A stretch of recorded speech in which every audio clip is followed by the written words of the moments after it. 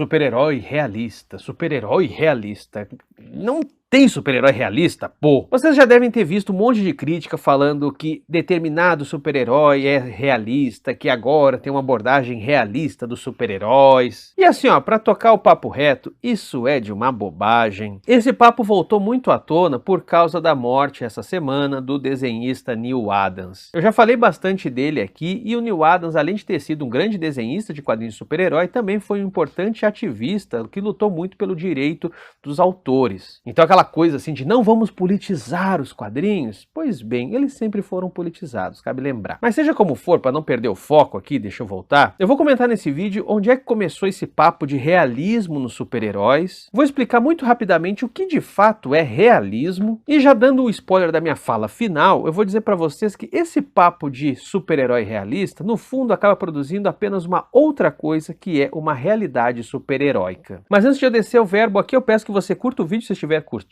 compartilhe, isso é muito importante. Se inscreva caso você seja novo por aqui. O Quadrinhos Sargento sobrevive graças aos seus apoiadores, a gente tem recompensas bem legais, grupo no Telegram, grupo de estudo, live aqui comigo, sorteio de gibi. Eu vou deixar o link na descrição no vídeo, no primeiro comentário fixado. Mas vamos lá. Vamos tocar a real. Quando é que começou esse papo de super-herói realista? A gente tem que lembrar onde é que começou essa conversa. E isso tem uma data.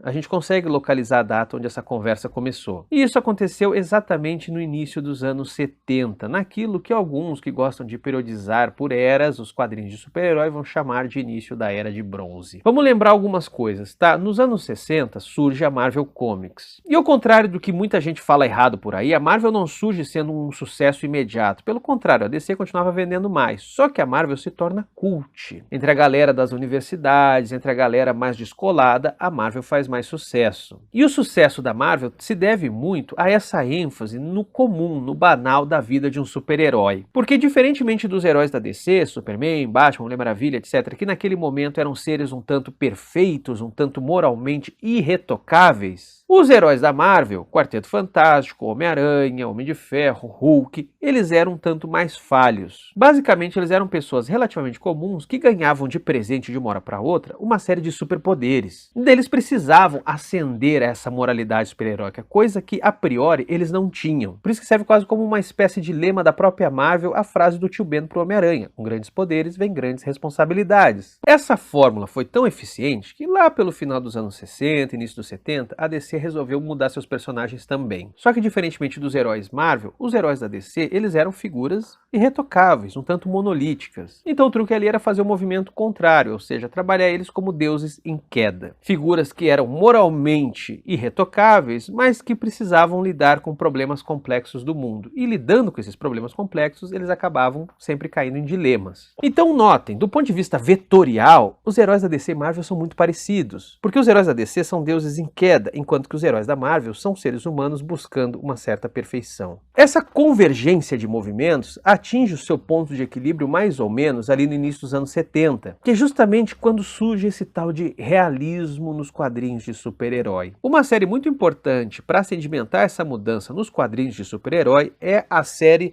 do Lanterna Verde com o Arqueiro Verde, que acontece ali entre 71 e 72. Escrita por Dennis O'Neil e desenhada por Neal Adams, essa série aqui é muito lembrada por uma série de coisas bastante incomuns para o mundo dos quadrinhos naquele período. Para entender um pouco da novidade que foi Lanterna Verde e Arqueiro Verde em 1971, a gente tem que entender um pouco os autores e os personagens. Eu já fiz um vídeo também sobre a vida do Dennis O'Neil, vou deixar aqui no card, mas dito em linhas gerais, o Dennis O'Neil foi um cara que injetou muita novidade no mundo dos quadrinhos, até mesmo o jeito que ele se vestia na redação já era uma coisa diferente. A geração anterior a ele de artistas dos quadrinhos ainda ia trabalhar de calça social, de gravata. O Dennis O'Neil era um ripongão, ia de calça jeans, camiseta surrada. E o Dennis O'Neil trouxe algo para os quadrinhos de super-herói que até então não se tinha, principalmente na DC, que é o uso pesado de questões cotidianas para o enredo das histórias. Ou seja, questões sociais, questões geopolíticas, elas fazem muito parte do pano de fundo. A Marvel já estava fazendo isso nos anos 60, mas era uma coisa ainda bastante infantil. O Dennis O'Neil dá uma subida no tom. Não dá para dizer assim que é uma coisa mega adulta, mas não é mais tão infantil, tão bobinha como a Marvel fazia uma década antes. Questões como massacre indígena, vício em drogas, sexismo, racismo, crime ambiental, todas essas questões o Dennis O'Neil trazia para os quadrinhos. Por sua vez, qual era a novidade do Neal Adams enquanto desenhista? O Neal Adams era muito diferente de um Jack Kirby, que era o grande nome dos anos 60. Quando os desenhos do Kirby são tanto quadradões, apelando para a ação, mas uma ação muito mais cartunesca, o Neal Adams, que tem um grande conhecimento anatômico, resolve fazer isso a partir de um conhecimento bastante refinado do corpo humano. Ou seja, ele traz como grande contribuição aos quadrinhos de super-herói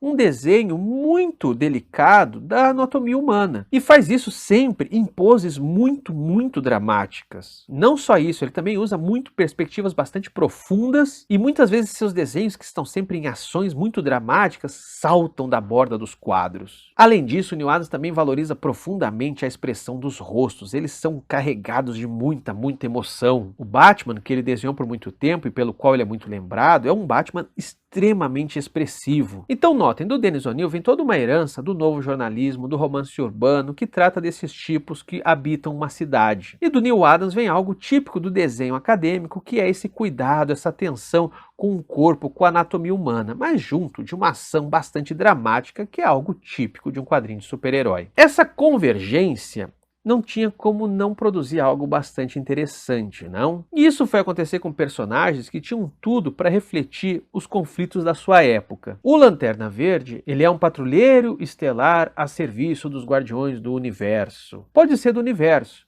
mas ainda é o patrulheiro da esquina. E foi justamente nessa condição de policial interestelar que o Dennis O'Neil viu aí algo bastante interessante a se explorar. E ele viu na condição de contraste, porque ele olhou para o Arqueiro Verde e pensou, ok, aqui eu posso produzir um contraponto. Porque o Arqueiro Verde sempre foi um personagem meio merda, vamos ser francos, né? Ele é uma espécie de Robin Hood genérico, mas que também é um plágio do Batman. Ele também é milionário, ele também tem o Flecha Móvel, ele também tem o seu Robin, que no caso é Speed em inglês, traduzido em português para Ricardito. Então sempre foi um personagem meio qualquer coisa. O Dennis O'Neil pensou assim, vamos enriquecer esse personagem? Primeira coisa, vou tirar a fortuna dele. Oliver Queen, portanto, o Arqueiro Verde, agora já não é mais rico. E não sendo mais rico, vou acentuar as características dele de Robin Hood. Ou seja, não só fisicamente ele parece mais como Robin Hood, como ele começa a pensar o seguinte, a elite tem demais e os pobres precisam muito. Então, o Arqueiro Verde se torna não exatamente alguém que rouba dos ricos para dar para os pobres, mas, na abordagem que o Dennis O'Neil dá a ele, o Arqueiro Verde se torna um cara abertamente de esquerda. Um super-herói que se coloca frontalmente contra as elites e que acredita que só vamos mudar o mundo quando a gente acabar com toda a opressão. O Dennis O'Neil aqui estava fazendo o confronto entre dois verdes. O verde militar, o verde daqueles que foram para a guerra do Vietnã e que defendiam a guerra, e o verde natureza, o verde dos hippies, aqueles que diziam, não faça guerra, faça amor. Nessa abordagem, então, o Hal Jordan, Lanterna Verde, acaba sendo a representação da direita, o Arqueiro Verde da esquerda. Então, obviamente, eles vão acabar entrando em conflito. E é isso que acontece nas primeiras páginas da revista Green Lantern 76 de 1971. O Lanterna Verde vê um senhor muito bem vestido, muito bem alimentado, sendo agredido por jovens e obviamente defende esse senhor. Só que os jovens à volta do Lanterna Verde continuam agredindo ele, e aí o Lanterna Verde obviamente se incomoda até que o Arqueiro Verde surge e interrompe a confusão. O Oliver Queen então explica que aquela galera ali está revoltada porque aquele homem que o Lanterna Verde protegeu é o dono do prédio e ele quer despejar aquela população pobre dali para construir um estacionamento. E portanto esse pessoal está bastante nervoso, bastante apavorado, porque basicamente eles não têm para onde ir. O Lanterna Verde fala que, pô, eu entendo e tal, mas eu tenho um trabalho a fazer, meu trabalho como super-herói é esse, é manter as leis, etc, etc. Aí o Arqueiro Verde coloca os dedos na cara dele e fala, olha, esse papo de seguir a lei sem pensar é papo de nazista. A chapa começa a esquentar entre os dois até que chega um senhor negro, velho, e se dirige ao Lanterna Verde. E ele diz o seguinte, eu andei lendo sobre ti.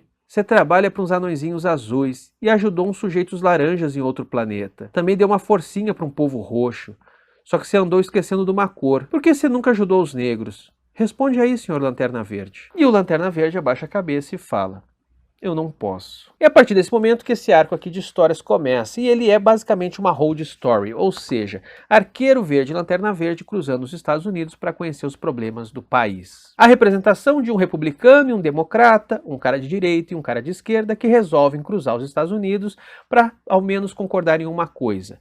Nosso país precisa ser conhecido e os problemas precisam ser expostos. E a partir disso segue uma cacetada de histórias, cada uma explorando um tema muito específico. A pobreza do interior, a exploração trabalhista, o massacre dos índios, o fanatismo religioso cristão e a mais famosa, que é o vício em drogas, no caso específico heroína, de Roy Harper, o Ricardito, o Robin do Arqueiro Verde. Sim, o parceiro mirim do Arqueiro Verde está viciado em drogas e o quadrinho está tratando disso abertamente. E por mais que essa história seja um tanto piegas, ela é uma evolução perante uma série de outras histórias que vieram antes dela. Porque aqui o vício em drogas não é pensado como uma falha de caráter, e sim como um problema social, um problema de saúde pública. Há também temas que aparecem diretamente, um tanto metaforizados. Há uma crítica à tecnocracia numa sociedade de robôs. Nós conhecemos a explosão demográfica no planeta Malthus, uma clara referência à teoria de Malthus. E até mesmo o feminismo radical é colocado em questão quando as Amazonas surgem querendo ir atrás do Arqueiro Verde e a Canário Negro precisa interceder. Outra história bastante famosa do período é a do ambientalista chamado Isaac. Ele morre acorrentado como que crucificado na turbina de um avião que ele impediu de voar para que não liberasse poluentes na atmosfera. Outra coisa também que aconteceu nessa fase que é muito lembrada é o surgimento do primeiro Lanterna Verde negro, o John Stewart. Aos olhos de hoje é um negócio mega estereotipado, porque o John Stewart é um personagem clichê de um filme de Blaxploitation. Ele fala cheio de gírias, ele é todo descolado, morou, bicho. E ele se recusa a usar máscara porque ele é 100% autêntico, sacou a amizade. Seja como for, esse arco de histórias tão relevante que eu falei pra vocês, ele acabou sendo cancelado.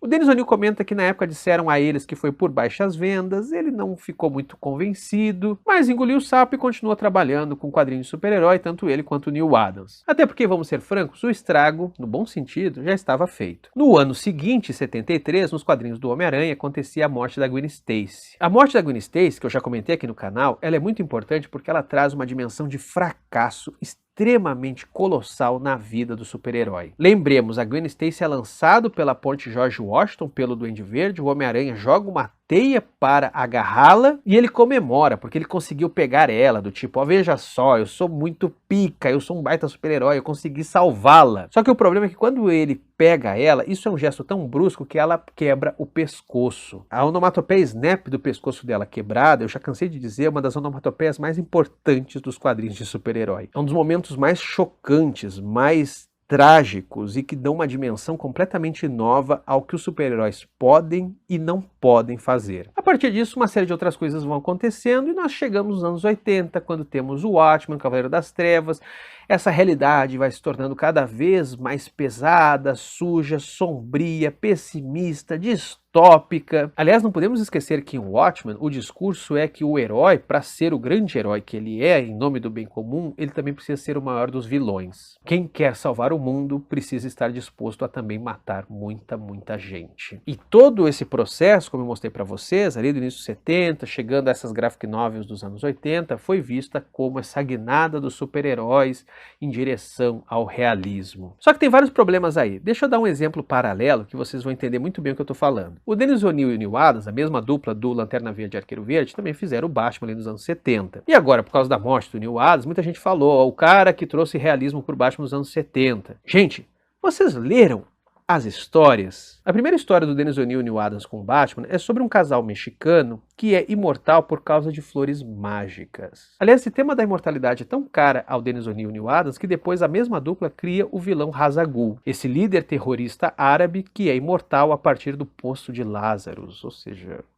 bem realista, né? Ainda nessa guinada realista, o Neil Adams, por conta própria, cria o vilão morcego humano, que é um lobisomem que vira morcego. E notem, essa fase do Batman também é vista como uma fase realista, assim como essas histórias que eu acabei de citar aqui, do Lanterna Verde com o Arqueiro Verde, a morte da Gwen Stacy, o Watchmen, etc. Você deve estar pensando, ah, tá, as do Batman não são, tu acabou de mostrar aqui que tá longe de ser, né? O ponto, pessoal, é que nada disso aí que eu comentei para vocês dá para ser chamado de realista. Ou melhor, para ser bastante preciso, a gente tem que ter uma compreensão muito mais inteligente sobre o que a gente está falando de realismo. Se você está pensando o realismo como algo que é igual à realidade, que é uma representação da realidade, aí realmente é uma bobagem, é uma tolice, é viagem. Deixa eu ver se eu torno claro e me diga aí se eu estou sendo claro. Se a gente pensar realismo como um estilo tão artificial, tão faz de conta, tão pode pirlim-pim-pim, quanto surrealismo, abstracionismo, cubismo, aí rola. Mas pensar realismo como uma representação do mundo real, da realidade das pessoas, etc, etc, aí, insisto, continua sendo piração. Qual foi a novidade do realismo na pintura, na literatura, nas artes do século XIX? Ela basicamente parou de pensar nos grandes eventos, nos grandes heróis e começou a se voltar para o banal, para o qualquer, para o mundano. Mais do que a narração, passou-se a dedicar à descrição. O que o realismo fez, acima de tudo, foi descrever acontecimentos, descrever ações. Há, portanto, no realismo uma valorização desse olhar analítico, desse olhar clínico que disseca, que olha para os acontecimentos nos seus mínimos detalhes. A maneira como você descreve as pessoas, por mais que você seja bastante atento e analítico, o uso das palavras tem um efeito poético, então você sempre vai estar ficcionalizando o outro por mais atento que você seja. As palavras sempre vão ser um recurso ficcional, e o mesmo vale para a pintura. Mesmo que você resolva pintar uma pessoa sendo bastante fiel à fisionomia dela, ainda assim você vai construir efeitos de luz, efeitos de textura, você vai construir uma ambiência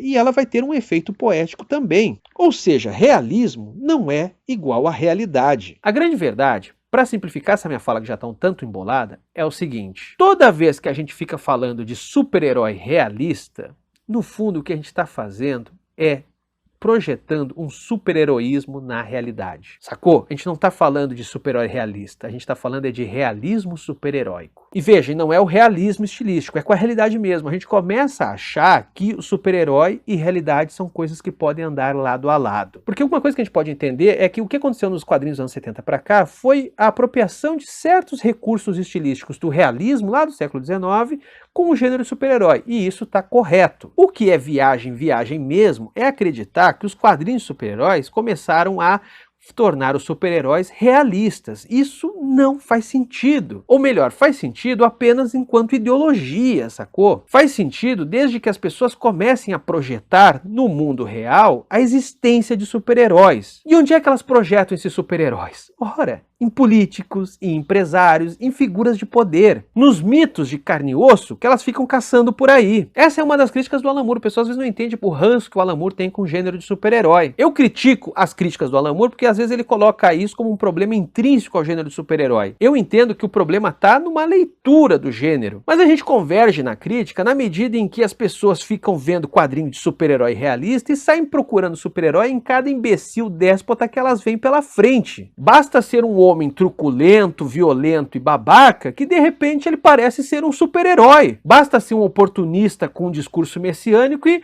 olha, um super-herói. Essa ideia de uma realidade super-heróica é um negócio perigosíssimo e burro, sacou? Muito, muito burro. Aliás, eu nem vou entrar nesse papo aqui, mas o abstracionismo, por lidar com formas concretas e brutas, ele é muito mais realista do que o próprio realismo enquanto estilo. Mas aí eu deixo só para dar nó na cabeça de vocês e vocês ficarem refletindo sobre isso. É isso, pessoal. Diga aí se ficou claro, digam aí as dúvidas de vocês. Conforme for, se a maioria do pessoal tiver as mesmas dúvidas, eu faço mais vídeos complementando esse assunto. Fica aqui minha homenagem ao Neal Adams, eu já fiz uma homenagem ao Dennis O'Neil, foram caras muito grandes, muito importantes ao mundo dos quadrinhos. E como sempre peço que você siga a gente nas nossas redes sociais, TikTok, Twitter, Instagram. Obrigado por assistir.